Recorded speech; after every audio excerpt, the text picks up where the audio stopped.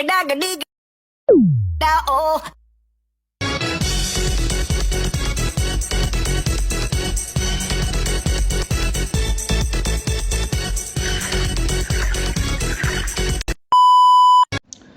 Assalamualaikum warahmatullahi wabarakatuh.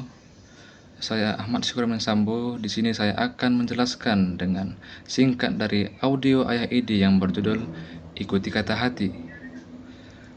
Teman-teman pernah nggak sih bingung gitu waktu mau ambil keputusan? Misalnya hati kecil kita bilang ambil aja, tapi pikiran kita mulai memikir panjang. Nanti gimana ya? Takutnya rugi, takut salah, dan akhirnya kita ragu, dan sering kali suara hati itu kita abaikan. Padahal kata hati itu beda dengan pikiran.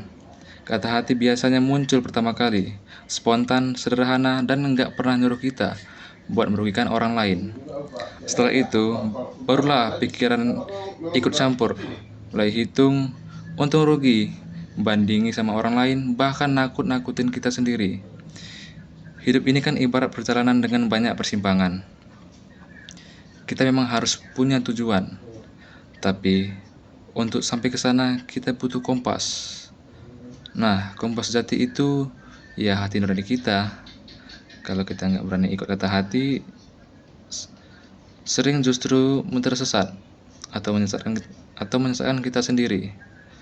Banyak orang pintar di luar sana selalu ngeladenin logika dan perhitungan, tapi orang bijak justru mengajari kita untuk lebih sering dengerin kata hati.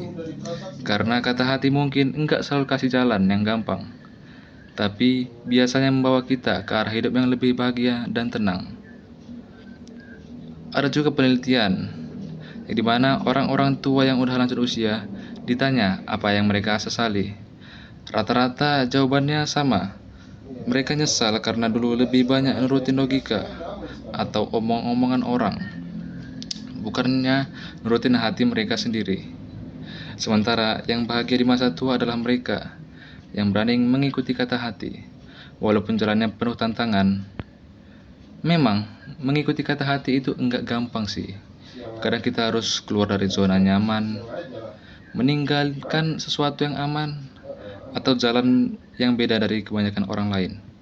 Tapi biasanya kalau kita jujur sama hati sendiri, Tuhan juga kasih jalan keluar kok. Kalau mau lihat contoh nyatanya, coba perhatikan anak kecil. Mereka tuh kalau mau ngomong apa-apa, ya asal kor aja gitu, nggak banyak hitung-hitungan. Dari situ kita bisa belajar. Hati nurani itu memang murni dan sederhana, sungguh-sungguh sederhana. Jadi mulai sekarang kita harus lebih peka lagi. Kalau ada suara kecil di hati kita yang mengajak kebaikan, jangan buru-buru ditutup pakai logika kita.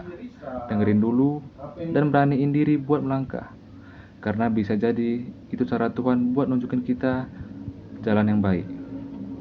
Dan pada akhirnya, hidup ini bukan soal beberapa banyak kita hitung rugi, tapi seberapa berani kita jujur sama diri sendiri dan keberanian mengikuti kata hati kita sendiri.